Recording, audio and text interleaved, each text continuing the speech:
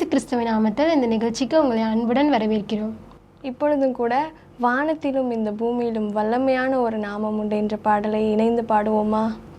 வானத்திலும் இந்த பூமியிலும் வல்லமையான ஒரு நாமம் உண்டு. வானத்திலும் இந்த பூமியிலும் வல்லமையான ஒரு நாமம் உண்டு. மனுஷருக்குள்ளே வல்லமையான வேறொரு நாமமில்லை. மனுஷருக்குள்ளே வல்லமையான வேறொரு நாமமில்லை. அவர் நாமம் இயேசு கிறிஸ்து. அவர் நாமம் இயேசு கிறிஸ்து. அவர் நாமம் இயேசு கிறிஸ்து. அவர் நாமம் இயேசு கிறிஸ்து. அவர் நாமத்தில் மன்னிப்பு உண்டு. அவர் நாமத்தில் ரட்சிப்பு உண்டு. அவர் நாமத்தில் மன்னிப்பு உண்டு. அவர் நாமத்தில் ரட்சிப்பு உண்டு. நாம் ரட்சிக்கப்படுவதற்கென்று வேறே நாமம் நமக்கில்லையே. நாம் ரட்சிக்கப்படுவதற்கென்று வேறே நாமம் நமக்கில்லையே. அவர் நாமம் இயேசு கிறிஸ்து. அவர் நாமம் இயேசு கிறிஸ்து. அவர் நாமம் இயேசு கிறிஸ்து. அவர் நாமம் இயேசு கிறிஸ்து. அவர் நாமத்தில் பேய்கள் ஓடும். எல்லா செய்வினை கட்டுகள் முறியும். அவர் நாமத்தில் பேய்கள் ஓடும். எல்லா செய்வினை கட்டுகள் முறியும். நாம் விடுதலை அடைவதற்கென்று வேறே நாமம் நமக்கில்லையே. நாம் விடுதலை அடைவதற்கென்று வேறே நாமம் நமக்கில்லையே. அவர் நாமம் இயேசு கிறிஸ்து. அவர் நாமம் இயேசு கிறிஸ்து. அவர் நாமம் இயேசு கிறிஸ்து. அவர் நாமம் இயேசு கிறிஸ்து. அவர் நாமத்தில் அற்புதம் நடக்கும். தீமையானாலும் நன்மையாய் மாறும். அவர் நாமத்தில் அற்புதம் நடக்கும். தீமையானாலும் நன்மையாய் மாறும். நம் காரியம் வாய்ப்பதற்கென்று வேறே நாமம் நமக்கில்லையே. நம் காரியம் வாய்ப்பதற்கென்று வேறே நாமம் நமக்கில்லையே. அவர் நாமம் இயேசு கிறிஸ்து. அவர் நாமம் இயேசு கிறிஸ்து. அவர் நாமம் இயேசு கிறிஸ்து. அவர் நாமம் இயேசு கிறிஸ்து.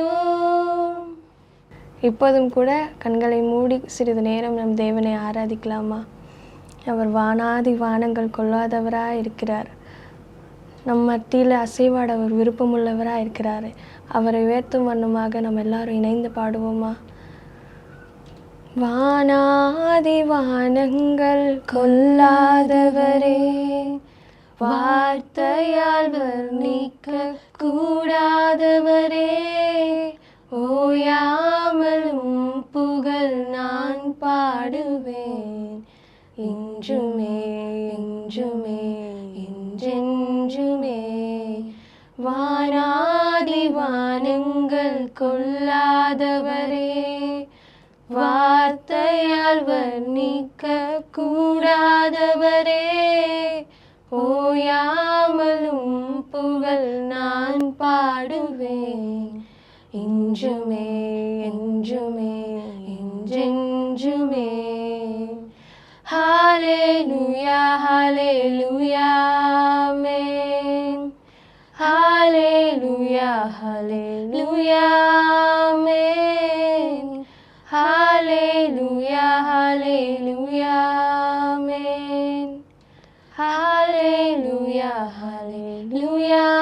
ஆமென்.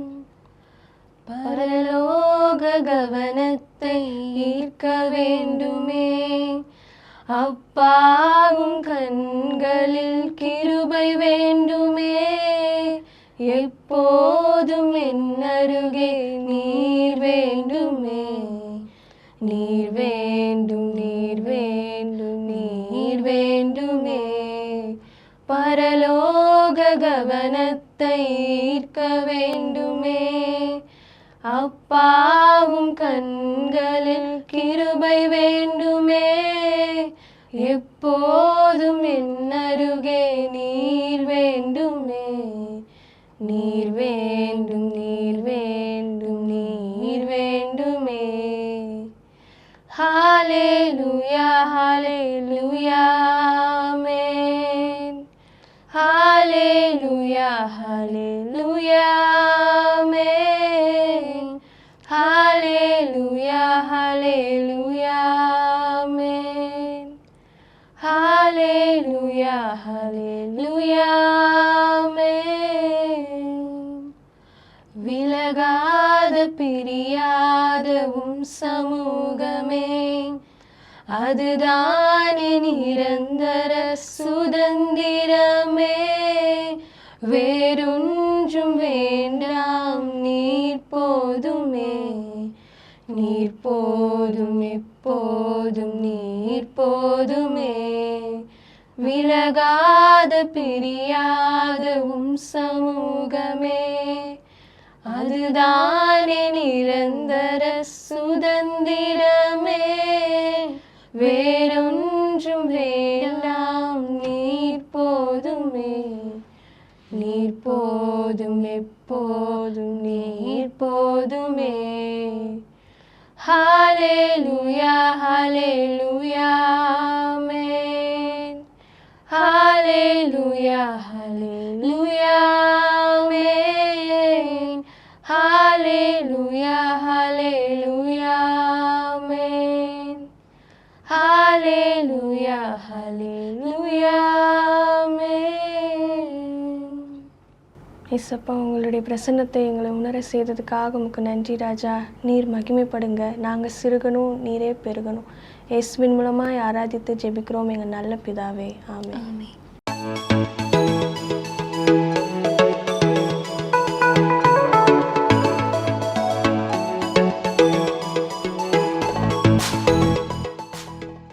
Dear students, welcome to tips time.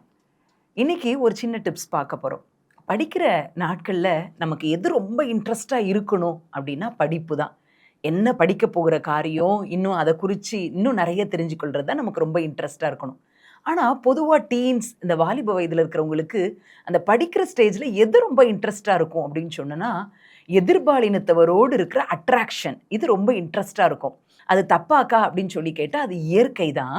ஆனால் நிறைய பேர் அந்த காலகட்டத்தில் என்ன தப்பாக நினச்சிறாங்க, நம்ம பார்க்குறவங்கள உடனே விரும்புகிறவங்க நம்ம வாழ்க்கைக்கு துணை இவங்க தான் அப்படின்னு சொல்லி அந்த டீனேஜ்லேயே அவங்க வாழ்க்கை துணை இவங்க தான் அப்படின்னு டிசைட் பண்ணிடுறாங்க. இது மிக மிக பெரிய தவறு. நமக்கு தெரிந்தெடுக்கிற வயசு அந்த டீனேஜோ அல்லது அந்த இளம் வாலிப பிராயமோ கிடையவே கிடையாது. ஒரு எக்ஸாம்பிளுக்கு சொல்கிறேனே, நம்ம ஒரு கடைக்கு சுடிதாரோ அல்லது ஒரு ஷர்ட்டோ எடுக்க போகிறோன்னு வைங்க. ஒரு கடைக்கு போகிறோம், வெளியில் ஒரு சுடிதார் தொங்குது, உங்களுக்கு ஓகே இந்த சுடிதாரை பில் பண்ணுங்க அப்படின்னு சொல்லி பார்த்த உடனே அந்த சுடிதாரையும் அந்த ட்ரெஸ்ஸையும் நம்ம எடுத்துகிட்டு வந்துடுவோமா? இல்லை. அதே மாதிரி வேறு கலர்ஸில் இருக்கா, அந்த ட்ரெஸ் பிடிச்சிருந்தா கூட அதே மாதிரி வேறு கலர்ஸில் இருக்குதா, இந்த துணி எப்படி இருக்குது, நம்மக்கூடிய ரேட்டுக்கு தகுந்ததா, இதுக்கு ஷர்ட்டுன்னா நீங்கள் என்ன செய்வீங்க, இது நல்ல பிராண்டடா அப்படின்னு சொல்லி எத்தனையோ கேள்விகளை கேட்டு தொட்டு அதை தேய்ச்சி பார்த்து கடைசியில் தான் என்ன செய்வோம், கிட்டத்தட்ட ஒரு அரை மணி நேரத்துக்கு அப்புறம் தான் அந்த ட்ரெஸ்ஸை நம்ம செலக்ட் பண்ணுவோம். பாருங்க, ஒருவேளை ஒரு 2 அல்லது 3 வருஷம் அந்த ட்ரெஸ்ஸை நம்ம யூஸ் பண்ணுவோம்னு வைங்களேன். அதுக்கே நம்ம அவ்வளோ யோசித்து என்ன பிராண்டு, எவ்வளோ விலை உழைக்குமா அப்படின்னு சொல்லி பல காரணங்களை அப்படின்னு சொல்லி பல யோசனைகளை யோசித்து ஒரு ட்ரெஸ்ஸை வாங்குகிறோம். ஆனால் வாழ்க்கையில் மட்டும் டீனேஜில் இருக்கும்போதே ஒரு பையனையோ ஒரு பொண்ணையோ பார்த்து இவங்க தான் என் வாழ்க்கை துணை அப்படின்னு சொல்லி கண்டதும் காதல் வயப்படுவதும் உடனே இவங்க தான் எனக்கு வாழ்க்கை துணைன்னு டிசைட் பண்ணுறது ரொம்ப ரொம்ப தப்பு. அன்பான மாணவர்களே, உங்களுக்கு ஆண்டவர் இந்த நாளில் சொல்கிற காரியம், செலக்ட் பண்ணுற ஏஜ் இது கிடையாது. படிக்கிற ஏஜில் படிங்க. நீங்கள் சொல்கிறதெல்லாம் இப்போதைக்கு இருக்கிற காலத்துக்கு இது ஒத்து வருமாக்கா அப்படின்னு சொல்லி நீங்கள் யோசித்தீங்கன்னா, என்றைக்குமே நம்முடைய வாழ்க்கை, இளமை பருவம், பெண்மை இது எல்லாமே மாறவே மாறாது. சரியா? அதனால் உன்னுடைய படிக்கிற பருவத்தை படிப்பில் நீ நிறைய முக்கியத்துவம் கொடுத்து அதில் என்ன செய்யலாம் அப்படின்னு சொல்லி நீ முன்னேற்ற பாரு. தேவையில்லாத டிஸ்ட்ராக்ஷன், ஒருவேளை எதிர்பாலினத்தவரோடு இருக்கிற ஈர்ப்புகள் வரலாம். ஆனால் அதை எப்படி மேனேஜ் பண்ணி இந்த ஏஜை நம்ம கடந்து போகணும் அப்படிங்கிறதுல ரொம்ப கேர்ஃபுல்லாக இருந்தால் உன்னுடைய பள்ளி வாழ்க்கையும் சரி, உன்னுடைய கல்லூரி வாழ்க்கையும் சரி ஆசீர்வாதமாக இருக்கும். அதற்கு பின்பாக இருக்கிற உன்னுடைய எதிர்காலம், உன்னுடைய திருமணம், அதையும் தேவன் ஆசீர்வதித்து தருவார் அப்படிங்கிறதுல சந்தேகம் இல்லை. இந்த டிப்ஸை கட்டாயம் ஃபாலோ பண்ணு. God bless you.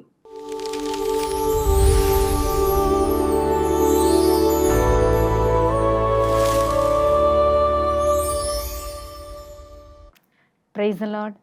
Student time நிகழ்ச்சிக்கு உங்களை அன்போடு நான் இயேசு கிறிஸ்துவின் நாமத்தினாலே வாழ்த்தி வரவேற்கிறேன். சந்தோஷமாக இருக்கீங்களா? இன்றைக்கு கூட தேவனுடைய வார்த்தையை ஒரு சில நிமிடங்கள் நம்ம தியானிக்கலாம். ஒரு மனுஷன் வெற்றியடைய முடியாமல் தடையாக இருக்கிறதுக்கு ஒரு விஷயம் இருக்குது. அது என்ன விஷயம் தெரியுமா?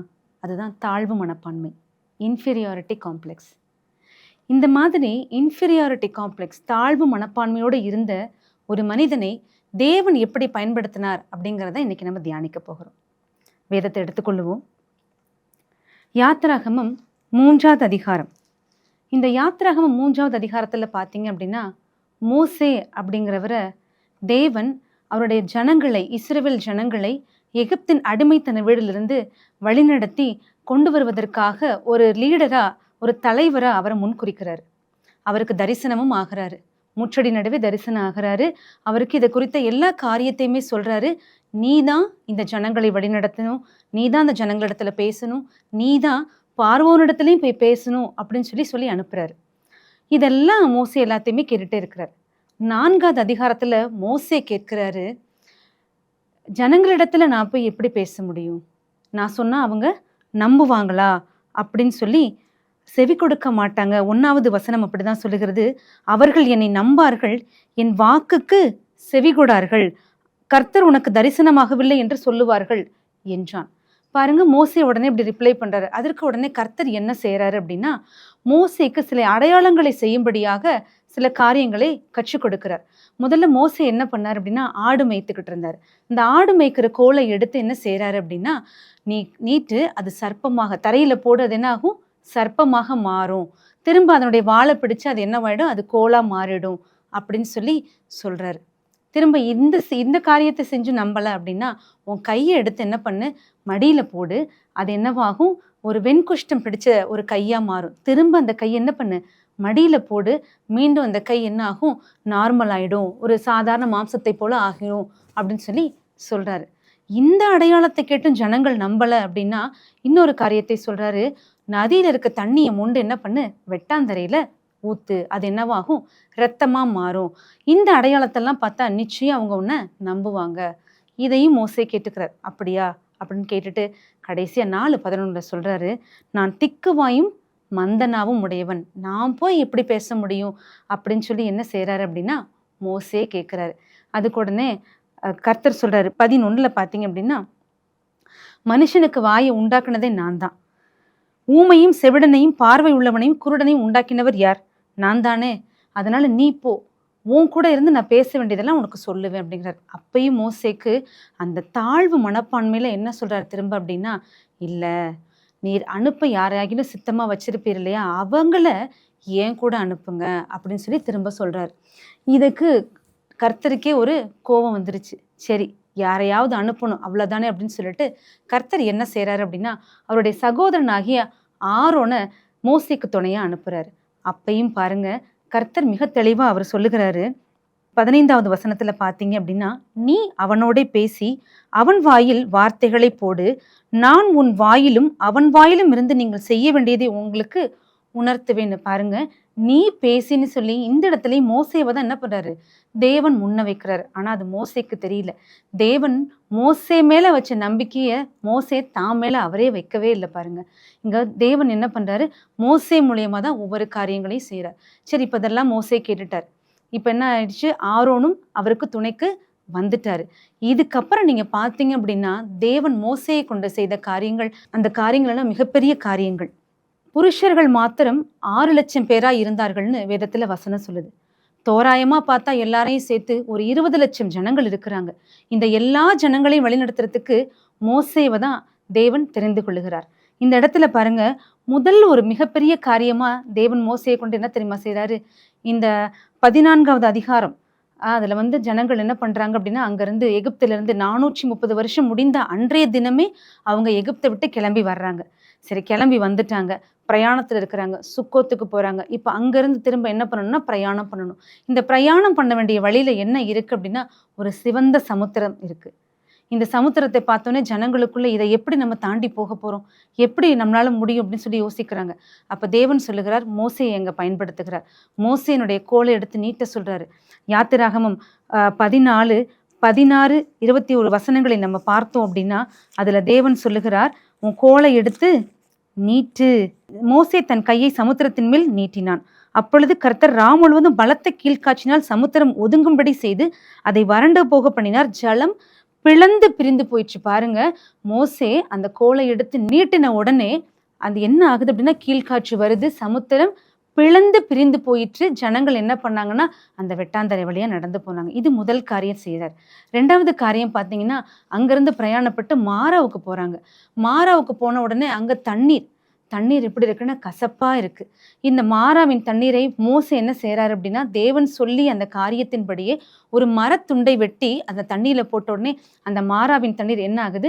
மதுரமாக மாறுது. இங்கேயும் மோசேயை கொண்டுதான் தேவன் அந்த காரியத்தை செய்கிறார். யாத்திராகமம் 15வது அதிகாரம் 21, 22 வசனங்கள்ல நம்ம வாசிக்க முடியும். 3வதாக பார்த்தீங்கன்னா யாத்திராகமம் 17வது அதிகாரம் 6வது வசனத்துல பார்த்தீங்க அப்படின்னா, கண்மலையிலிருந்து மோசே என்ன பண்றாருன்னா தண்ணீரை புறப்பட பண்ணுகிறார். அவர் கோலை எடுத்து அதுல அடிக்கிறாரு, தண்ணீர் புறப்படுதுங்க. அடுத்தது பார்த்தீங்க அப்படின்னா, இதுதான் இருக்கிறதுலே மிகப்பெரிய மேன்மையான காரியம் நான் நினைக்கிறேன். அடுத்து என்ன செய்யறாரு? 31வது அதிகாரத்துல நம்ம வாசிச்சோம் அப்படின்னா, தேவனுடைய விரலினாலே எழுதப்பட்ட அந்த கற்பலகைகளை மோசே என்ன பண்றாரு? அந்த சீனாய் மலையிலிருந்து இறங்கி வரும் பொழுது தன் கைகளில சுமந்து வருகிற நபராய் காணப்பட்டார். பாருங்க, தனக்குள்ள மோசே என்ன நினைச்சுக்கிட்டு இருந்தாருன்னா, நான் திக்குவாயும் மந்தனாவும் உடைய ஒரு ஆளு, என்னால போய் ஏதாவது செய்ய முடியுமா? பார்வோன்கிட்ட பேச முடியுமா? ஜனங்களிடத்துல பேசினா நம்புவாங்களா? நான் எப்படி இந்த ஜனங்களை வழிநடத்த முடியும்னு நினைச்சு அந்த மோசேவை கொண்டுதான் தேவன் செங்கடலை 2ஆ பிளந்தாரு, மாராவின் தண்ணீரை மதுரமாக மாற்றினாரு, கண்மலையிலிருந்து தண்ணீர் புறப்பட செஞ்சாரு.